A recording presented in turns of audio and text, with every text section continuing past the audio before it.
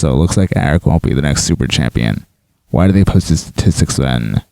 Since 6 wins are common, thankfully I don't need to talk about the aftermath of Eric Ahasic's loss. I lied. Congratulations. After thinking about it more and more, I actually do have more to say about Eric Ahasic.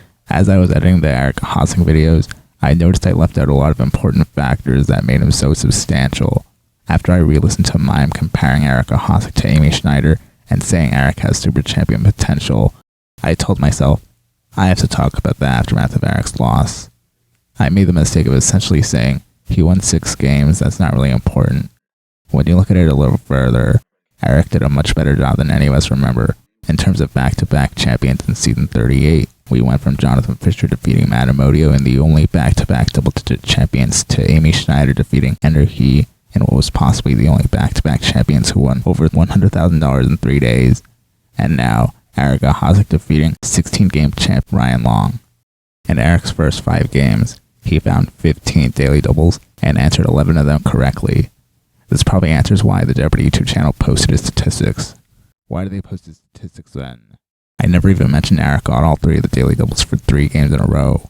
Not even a second game in a row. 3 daily doubles for 3 games in a row, and he won 6 games. Numerical patterns. Seriously though, how could this be something I overlooked? As I was editing, I regretted neglecting it. I couldn't go back and add the voiceover because I was on a roll, uploading 1 game a day, and I was already 2 months behind. I can't recall other champions who did as well as Eric regarding the daily doubles. After all, I mentioned Maureen O'Neill going all in for 3 games in a row and answering correctly.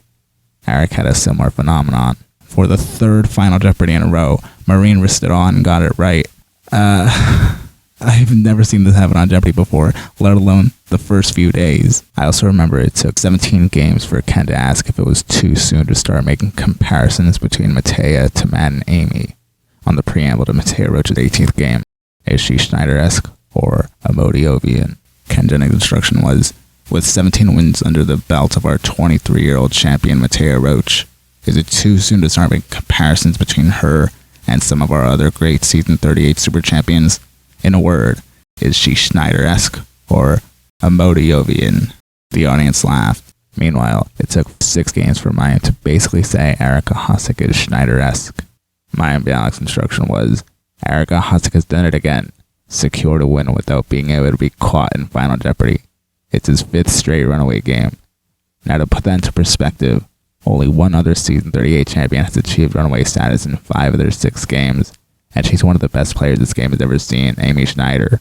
Eric, you're obviously in pretty good company with that statistic. One important detail I left out from the game Eric Ahasic lost was the Final Jeopardy category in 1972. The question was, in June, he said, don't lie to them to the extent to say there is no involvement, but just say this is a comedy of errors. The question was a lot easier for the viewers at home because the episode aired in June.